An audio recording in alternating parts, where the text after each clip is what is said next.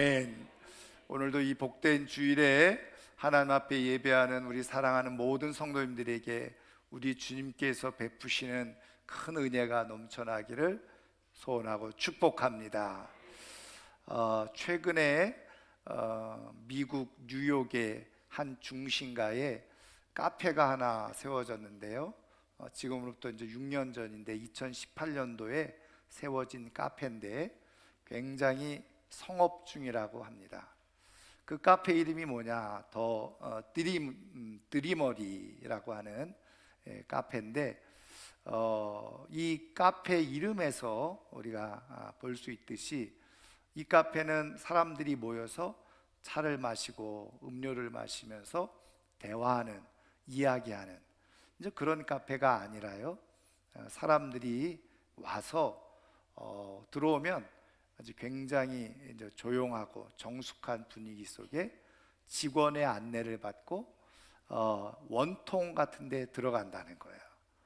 거기 들어가면은 매트리스가 놓여져 있고, 그리고 수면을 취하기에 좋은 조명, 그리고 잔잔한 음악, 그것이 틀어지는 일종의 수면 카페라는 겁니다. 그래서 45분 동안 들어가서 수면을 취하는데 달러로 25달러, 우리나라 돈으로 하면은 약 3만 원 정도 된다는 거죠. 그런데 굉장히 좀 우리가 생각할 때 비싸잖아요. 그럼에도 불구하고 자리가 없을 정도로 성업이라는 겁니다. 최근에 우리나라 서울에도 도심 중심가에 이런 이제 수면 카페가 이제 만들어지고 있다는 거죠. 혹시 사업 아이템을 생각하고 계시는 분들은 한번 생각해 봄직할 것 같아요. 그래도 왜 그러냐? 왜 이런 수면 카페가 도시 한가운데서 성업을 이루고 있느냐? 그만큼 현대인들이 잠이 부족하다, 혹은 아니면 불면증에 시달리고 있다라고 하는 반증이라는 거죠.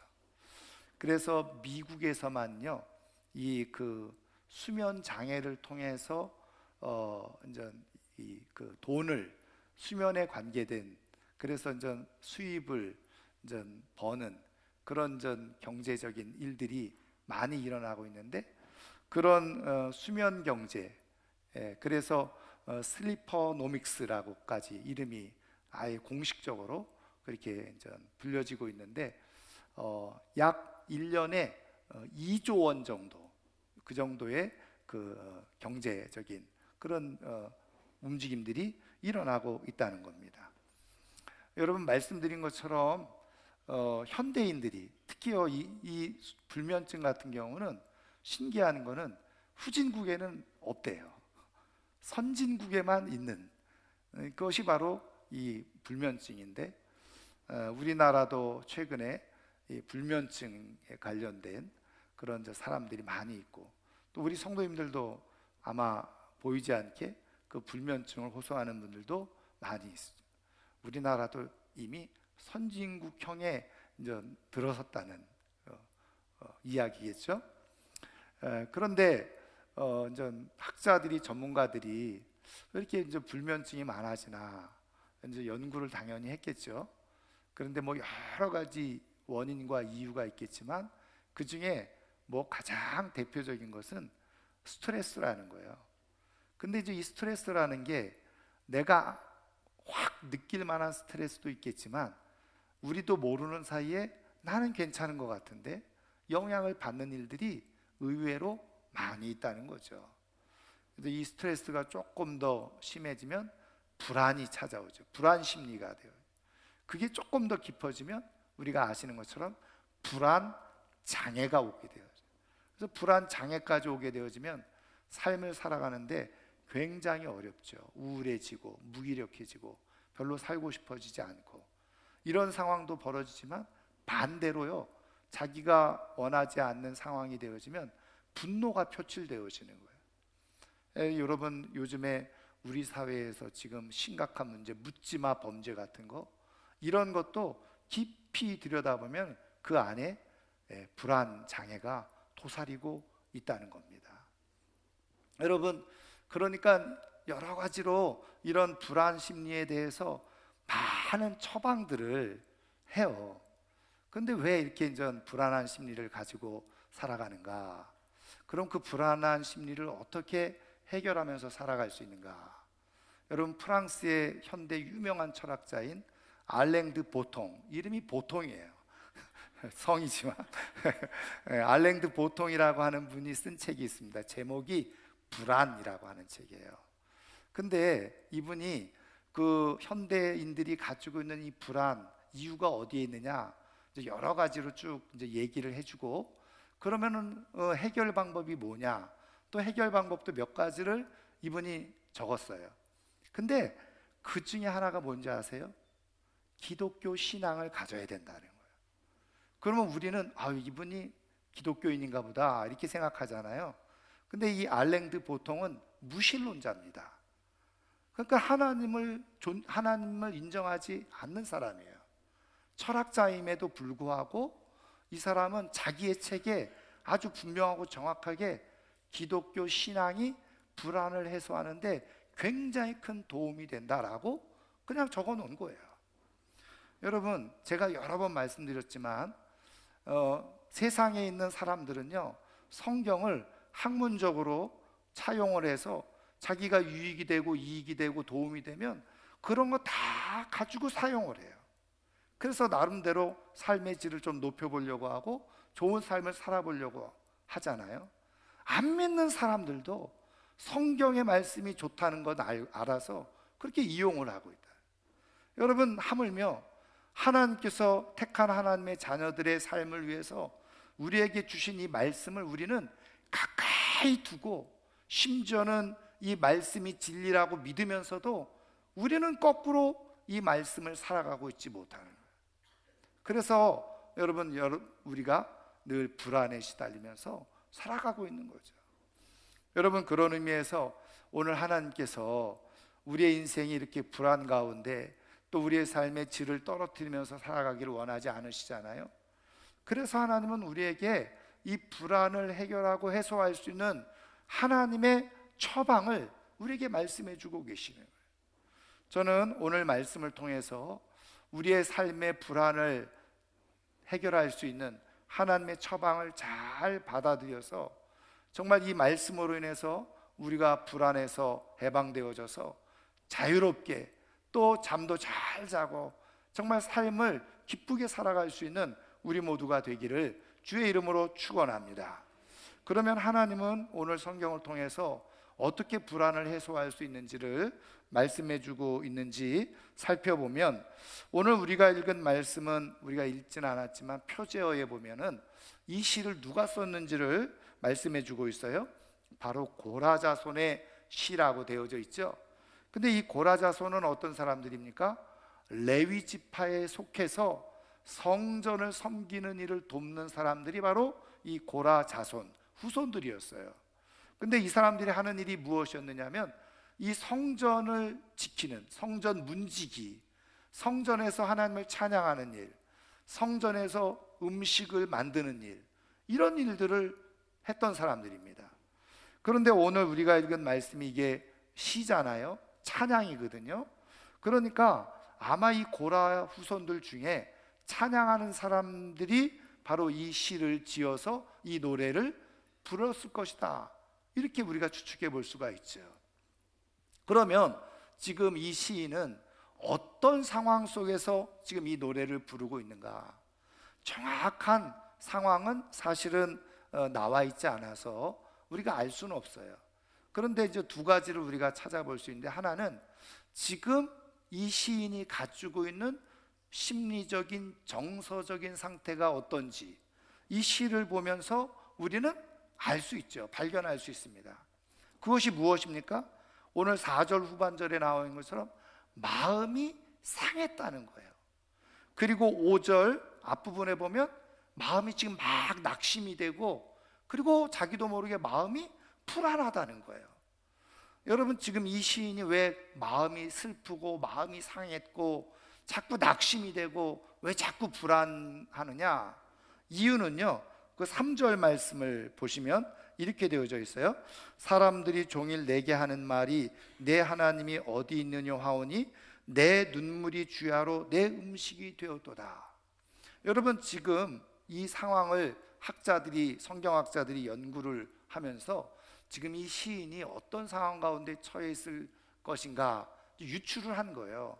근데 이 모든 상황을 접해 볼 때 지금 이 시인이 지금 성전에서 봉사를 하고 예배를 드려야 되는데 그렇게 할 수 없는 형편 가운데 있는 거예요. 그리고 또 이런 상태에서 이런 사람이 이 고라 자손들을 향해서 주변에서 하나님을 무시하고 조롱하고 그런 사람들이 내 하나님이 어디 있느냐 이렇게 하면서 조롱하고 비웃는, 그러면 이런 상황이 언제 일어났느냐? 당연히 예루살렘이 다 성전이 무너지고 포로로 붙잡혀 갔을 때 지금 이런 상황들이 일어났을 것이다 라고 학자들은 보는 거예요. 그러니까 지금 이 시인이 지금 마음이 상하고 낙심이 되고 불안한 이유가 두 가지예요. 하나는 무엇입니까? 지금 이렇게 멀리 예루살렘을 떠나서 지금 성전에서 내가 하나님을 제사하고 예배드려야 되는 그런 상황 가운데 있는데 그렇게 하지 못하는 거예요. 그런데 이렇게 하지 못하는데 언제 내가 다시 예루살렘으로 돌아가서 성전에서 하나님을 이렇게 예배할 수 있을까? 이게 한마디로 말하면 이게 묘연한 거예요. 언제가 될지 모르는 거예요. 혹시 내가 살아생전에 그 이 성전에 다시 돌아가서 하나님을 예배할 수 있을까? 이러니까 마음이 조급해지고 자꾸 불안한 거예요. 그런데다가 옆에 있는 이방 민족의 사람들, 또 하나님을 모르는 사람들은 끊임없이 뭐라고 손가락질하면서 얘기합니까? 너 하나님의 백성이라며, 하나님이 살아있다며, 하나님이 모든 세상을 주관하시고 다스리신다며, 그런데 하나님을 믿는 너희들이 왜 요 모양 요 꼴이 된 거야? 하나님이 정말 살아계신 건 맞는 거야? 하나님이 정말 계시는 건 맞는 거야? 하나님이 계시다고 한다면 하나님을 믿는 너희들이 하나님을 섬기지 못하고 왜 지금 여기에 이렇게 포로로 붙잡혀 왔는 거야? 말 같지도 않은 소리 하지 마, 이런 소리를 자꾸 듣는 거예요. 그러니까 마음이 상하는 거죠. 그런데다가 4절 말씀에 보니까 그 예전에 예루살렘 성전에 올라가서 사람들과 함께 기쁨으로 예배드렸을 때를 자꾸 생각하니까 자꾸 눈물만 나오는 거예요. 마음이 슬퍼지는 거예요. 언제 내가 이런 다시 하나님을 예배하는 삶으로 살아갈 수 있을까? 여러분, 이 시인은 굉장히 그나마 고민하고 염려하는 것이 고차원적이죠. 내가 예배를 드리지 못하는데 내가 언제 다시 예배를 드릴 수 있을까? 내가 어떻게 하나님을 섬길 수 있을까? 사람들이 이렇게 자꾸 하나님을 조롱하고 욕하고 있는데 정말 하나님이 나타나셔서 확 하나님의 모습을 보여주시면 좋을 텐데 이 사람들이 평생 하나님을 모르면 어떻게 하나? 이런 염려와 근심, 실망, 불안이 그를 엄습해 오고 있었다는 거예요. 여러분, 그런데 말이죠, 이런 고차원적인 그런 염려나 불안, 근데 우리는 삶을 살아가면서 어떻게 해요? 우리의 삶의 크고 작은 일 때문에 늘 전전긍긍하면서 불안해하고 자꾸 나도 모르게 그냥 심장이 뛰고 말이죠, 실망이 되기도 하고 낙심이 되기도 하고. 근데 여러분, 고차원적인 불안이나 아니면 내가 그냥 당장 내 삶의 문제 때문에 불안한 거나 나타나는 현상은 똑같아요. 어떻게 해요? 마음이 조급해지고 그냥 마음이 불안해지고 힘들어지고 때로는 어떤 경우에는 무기력해지기도 하고 또 어떤 경우에는 정말 화가 나기도 하고 뭐 이런 복합적인 모습들이 나타난다는 거예요. 그러다 보니까 어떻게 해요? 말씀드린 것처럼 뭐 내가 고차원적인 고민을 하던 아니면 그냥 저차원적인 당장 먹고 사는 문제 때문에 고민을 하던 삶은 불편해지기 시작하는 거예요. 삶이 무기력해지기 시작하고 삶이 별로 재미가 없어지고 기대가 없어지는 거예요. 그래서 삶의 질이 떨어지게 되어지는 거예요. 하나님은 우리의 삶이 그런 삶이 되기를 원하지 않으시잖아요. 하나님이 택한 백성들을 하나님께서 붙들어 주셨을 때, 하나님의 사람들로 하나님 삼아 주셨을 때, 이 땅에서 주어진 삶을, 사명을 따라서 정말 기쁨으로, 감사함으로 정말 행복하고 아름답게 살기를 원하시는 분이 바로 우리 하나님이시잖아요. 그래서 하나님은 이 말씀을 통해서 어떻게 불안을 해소할 수 있는지를 가르쳐주고 계시는데, 여러분 5절 말씀 한번 보세요. 자, 5절 말씀을 다 같이 한번 읽겠습니다. 내 영혼아, 내가 어찌하여 낙심하며 어찌하여 내 속에서 불안해하는가? 너는 하나님께 소망을 두라. 그가 나타나 도우심으로 말미암아 내가 여전히 찬송하리로다. 아멘. 지금 이 시인은 한편으로는 낙심이 되기도 하고 슬프기도 하고 막 마음이 불안하기도 한데, 그때 자기 영혼을 향해서 스스로 뭐예요? 너는 하나님께 소망을 두라 선포하고 외치고 있는데, 이것이 자기의 마음일 수 있지만 하나님께서 지금 이 시인의 불안하고 낙심되고 슬픔에 가득 찬 마음을 바꾸시기 위해서 하나님이 이렇게 역사하고 계시다는 거예요. 어떻게 해요? 하나님께 소망을 두라. 여러분, 하나님께 소망을 두라는 게 뭡니까? 유진 피터슨 목사님의 메시지 성경을 읽어보면 간단해요. 하나님을 바라보라, 이렇게 되어져 있어요. 하나님을 바라보게 되어지면 내 안에 있는 그런 슬픔, 내 안에 있는 낙심, 내 안에 있는 불안, 그런 것들이 다 사라지고 떠나가게 되어지는 그런 은혜와 역사가 일어나게 되어진다. 여러분, 그런데 하나님을 바라보라. 여러분, 바라보려고 그러면 어떤 형상이 있어야지 잘 보이는 것 아니겠어요? 그런데 하나님은 영이신 거예요. 그러니까 뭘 어디를 봐야지 하나님을 바라보는 겁니까? 그래서 어떤 사람들은 십자가를 보래. 십자가를 보면 하나님이 보입니까? 아니잖아요. 그러니까 하나님을 바라보라고 하는 말씀을 듣기는 하는데, 이게 도대체 어떻게 해야 되는 건지 이게 감이 잡히질 않는 거예요. 그러면 하나님을 바라보라는 게 어떤 의미가 있는 건지 오늘 말씀을 보면 힌트가 될 만한 말씀이 있어요. 자, 1절 2절 말씀입니다. 자, 1절 2절 말씀을 우리 한번 같이 읽어보겠습니다. 하나님이여, 사슴이 시냇물을 찾기에 갈급함 같이 내 영혼이 주를 찾기에 갈급하니이다. 내 영혼이 하나님 곧 살아계시는 하나님을 갈망하나니 내가 어느 때에 나아가서 하나님의 얼굴을 배울까? 여러분, 지금 이 시인의 이 1절 2절 사이에 중요한 단어가 있죠.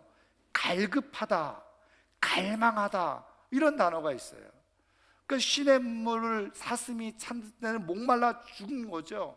그런 것처럼 지금 내 영혼이 주를 찾기에 갈급하다. 지금 하나님을 바라본다는 게 뭐냐? 바로 하나님을 향해서 목마른 심정으로, 갈망하는 심정으로 하나님을 구하고 하나님을 부르고 하나님을 찾는 것을 말한다는 거예요. 여러분, 혹시 생활하면서 목이 말라 보신 적이 있어요? 저는 뭐 예전에 운동하다가 뭐 아니면은 이렇게 여행을 하다가 목이 그냥 아주 심각하게 마른 적이 있어요. 그러면 여러분 어떻게 합니까? 진짜 목이 마른 사람은요, 앞에 산의 진미가 잔뜩 펼쳐져 있어도, 자기가 진짜 좋아하는 음식이 있어도, 진짜 목이 마른 사람은 그 음식에 손이 갈까요? 절대로 그렇지 않아요. 뭐부터 찾습니까? 물부터 찾는 게 지극히 당연한 이치예요. 아무리 좋은 고급진 요리들이 잔뜩 쌓여 있어도 진짜 깊이 목이 마른 사람은 물을 먼저 찾는 것이 원칙이라는 거예요. 기본이라는 거예요. 그 생리적인 현상인 거예요. 그러니까 지금 이 시인이 고백하고 그리고 선포하고 있는 내용이 뭐냐? 자기가 지금 그런 심정이라는 거예요.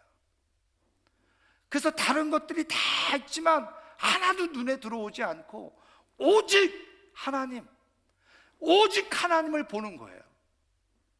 하나님의 얼굴을 보는 거예요. 나는 그것만 지금 목말라 있습니다, 이렇게 고백하는 거예요. 그러니까 하나님을 바라본다는 것이 내가 그냥 설렁설렁 막 하다가 한번 생각나고 이런 게 아니라는 거예요. 여기에 하나님께 전념하는 거예요. 하나님께 몰입한다는 걸 얘기하는 거예요. 제가 2021년도에 그 전념이라고 하는 책이 나왔어요. 피트 데이비스라고 하는 분이 쓴 책인데 영어로 데디케이트라는 말이죠. 헌신한다는 말이에요. 전념하는. 근데 이제 이분이 이 책을 쓴 이유 중에 하나가 뭐냐면 현대인들은 너무 분주하다는 거예요. 그리고 너무 선택의 여지가 많다는 거예요.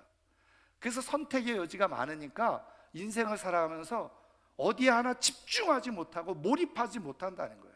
그러다 보니까 이것 찔끔 간보고 저것 찔끔 간보고 이것 찔끔 간보고 막 하다가 뭔가 여유롭게 살아가는 것처럼 했는데 결국은 나중에 보니까 허무하다는 거예요. 내가 뭐 하면 인생을 살았지? 인생의 만족도가 떨어지고 인생을 왜 살았는지 허무해지고 재미없는 인생을 살았다는 거예요. 그런데 이분이 이제 쭉 연구를 해보니까 뭐 잘 산다 못 산다 경제적으로 부유하다 안 부유하다 이런 걸 다 떠나서 자신의 인생을 살아가면서 삶의 만족도가 높은 사람, 정말 내 삶을 잘 살았어, 행복감을 느끼는 사람들을 다 찾아봤더니 중요한 공통점이 있는데 중요한 한 가지에 전념하며 살았다는 거예요. 전념하면서 자기가 진짜 원하고 필요하는 것에 몰입해서 인생을 살았다는 거예요. 그런 사람들은 굉장히 만족도가 높다는 거예요. 삶의 행복도가 높다는 거예요. 그런데 어느 것 하나 전념해 본 적이 없어요. 몰입해 본 적이 없어요. 이것 찔끔 저것 찔끔. 신앙생활도 똑같이 그렇게 그냥 교회 여기저기 막 돌아다니면서 신앙생활하는 사람 만족도가 현저히 떨어지는, 재미없는 신앙생활을 하는. 그런데 그냥 태어나면서 그냥 주야장창 한 교회에서 쭉 신앙생활을 한 사람들, 근데 어느 날 보면 그게 지루하고 재미없는 것처럼 보였는데 결과적으로 볼 때 그것이 자신의 삶에 굉장한 성취욕과 만족감을 얻게 하더라는 거예요. 그래서 어떤 주어진 장소, 어떤 주어진 공동체, 어떤 주어진 직업, 거기에 깊이 전념해 본 사람만이, 전념하며 산 사람만이 삶의 만족도와 삶의 질이 굉장히 높더라는 거예요. 사랑하는 성도 여러분, 그거는 세상 사람들이 연구를 해서 밝힌 거예요. 근데 우리 하나님은 우리에게 말씀해 주시는 거예요. 너의 삶의 만족도를 높이고 불안을 떨쳐버리고 근심을 떨쳐버리고 슬픈 마음을 떨쳐버리고 너의 인생을 만족도 높은, 삶의 질이 높은 인생을 살아가기를 원하면 다른 데 전념하지 말고 하나님께 전념하라는 거예요. 하나님께 몰입해 보라는 거예요. 하나님을 만나기 위해서 힘을 써보라는 거예요. 하나님을 경험해 보기 위해서 애를 써보라는 거예요. 나를 찾고 찾는 자가 나를 만나리라. 여러분, 이게 진짜 삶을 만족감 있게 살아가는 비밀이라는 거죠. 여러분, 오랄 로버츠라는 목사님이 계세요. 2009년에 92세의 나이로 돌아가셨어요. 이분은 원래 구강외과 의사였습니다. 그래서 의사 생활 쭉 하다가 또 교회에서 장로도 섬기다가 제일 자기 수입의 절대적인 걸 다 교회에 헌금을 하고 신앙생활을 했던 분이에요. 근데 자기가 학생 시절에 하나님 앞에 서원을 했어요.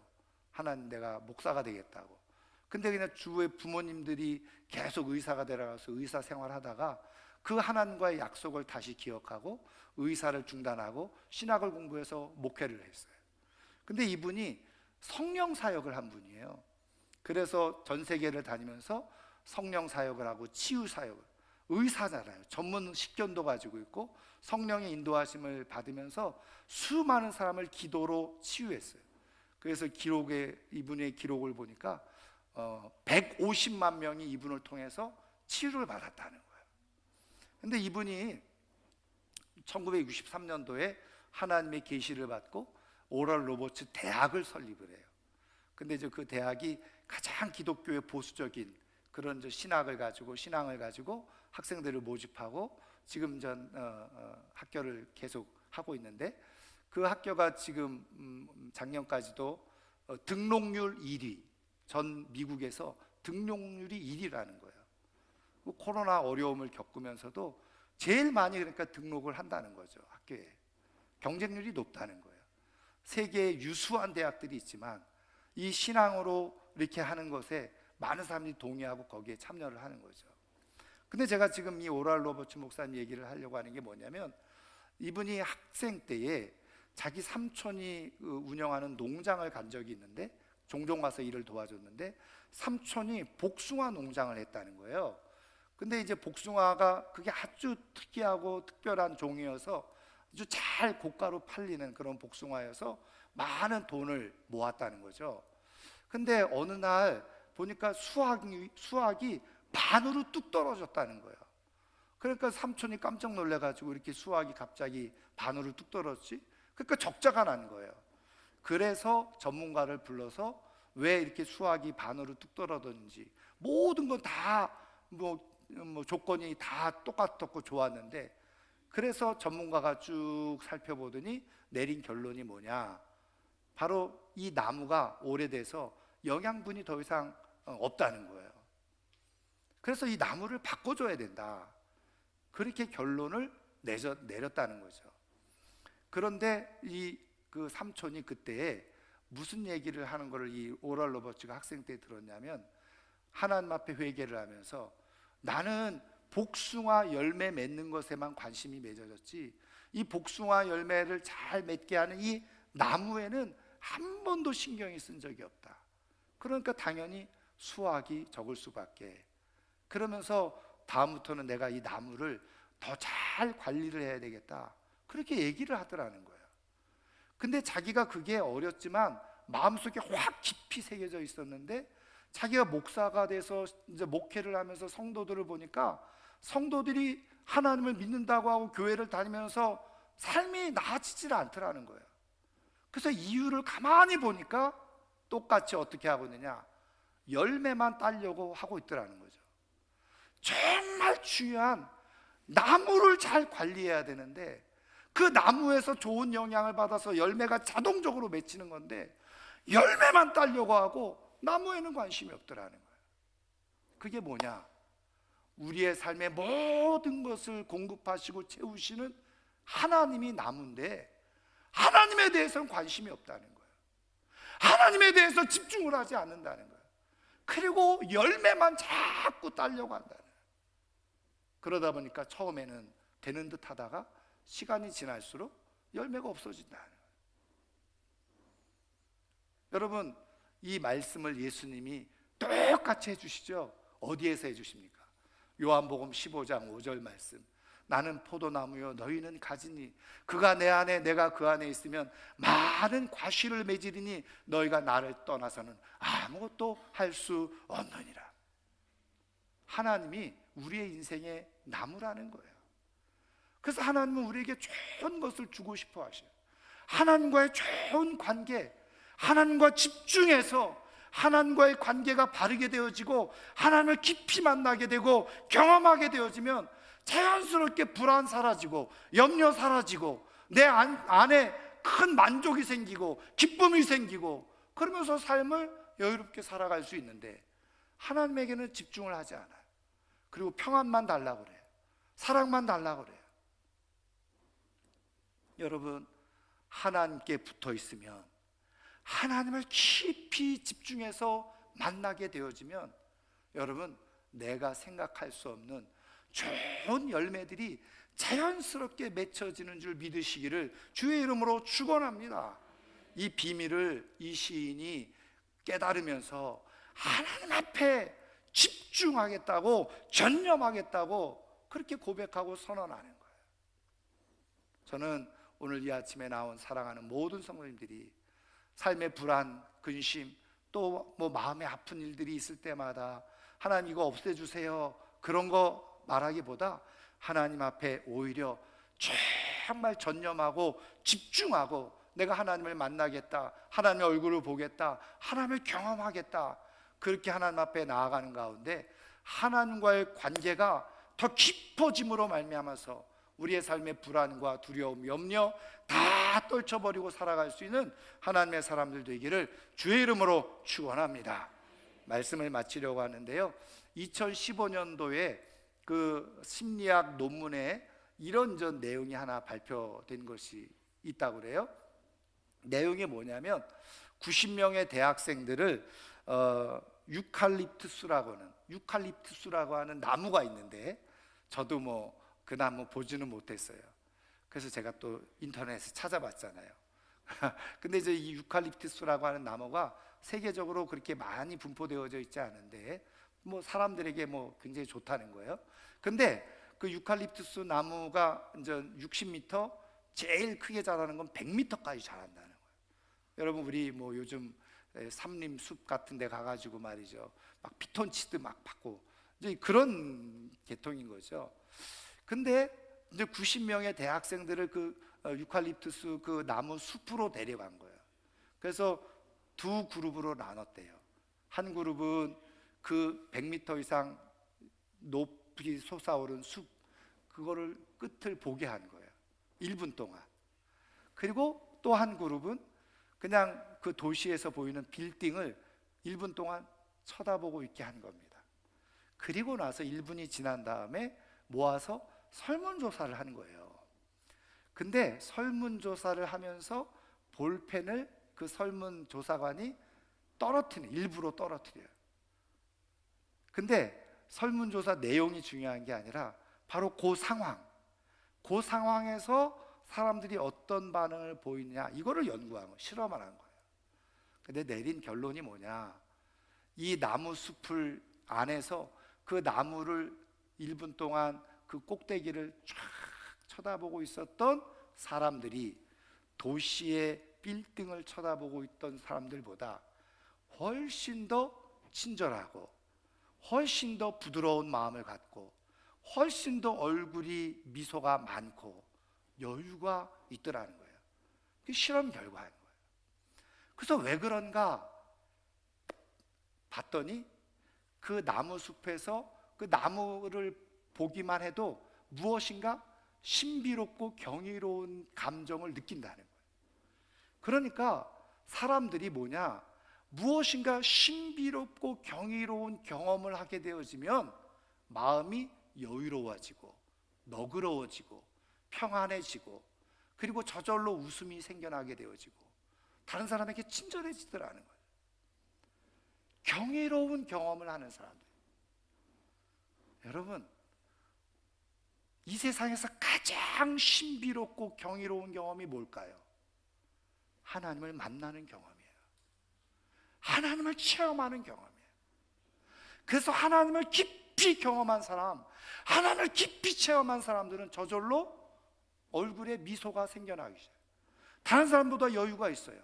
돈이 많아서 여유가 있는 것이 아니라 이미 하나님으로 채워지니 마음에 여유가 있어요. 마음이 너그러워지기 시작해요. 여러분, 교회를 다니면서 인상 팍 쓰고 그러면 하나님을 경험하지 못한 얼굴이에요.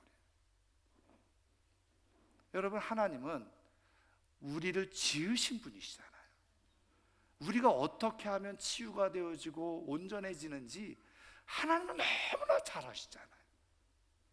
경이로움을 경험하면 마음의 평안을 얻고 여유가 생기고 그리고 기쁨이 저절로 생겨나요. 우리 인생의 가장 최고의 완전한 경이로움은 살아계신 하나님, 우리의 인생에 도움이 되시고 주관자가 되시는 하나님을 경험하는 거예요. 그래서 이 비밀을 깨달은 사람들은 하나님께 몰입을 하는 거죠. 하나님을 만나보려고, 하나님을 경험하려고, 하나님을 느껴보려고. 그렇게 하나님을 경험하고 느낀 사람들 안에 자연스럽게 불안을 없애보려고 한 게 아니에요. 그냥 불안이 없어져요. 그리고 마음에 여유가 생기고 평안이 넘치게 되어져요. 사랑하는 성도 여러분, 불안한 마음이 생기십니까? 낙심하는 마음이 생기십니까? 하나님께 몰입할 수 있기를 주의 이름으로 축원합니다. 하나님만이, 오늘 우리 찬양대 얼마나 멋지게 찬양했는지, 오직 예수, 하나님만이, 나는 하나님께만 목마릅니다. 내가 하나님을 만나기를 원합니다. 내가 하나님을 느낄 수 있기를 원합니다. 내가 하나님을 체험할 수 있기를 원합니다. 주의 얼굴을 보기를 원합니다. 그러면 그 경험을 통해서요, 자연스럽게 평안을 얻고 살아가는 그런 하나님의 은혜를 누리며 살아갈 수 있는 하나님의 사람들이 다 되기를 주의 이름으로 축원합니다. 축원합니다. 오늘 말씀을 생각하면서 우리 시간 함께 찬양하기를 원합니다.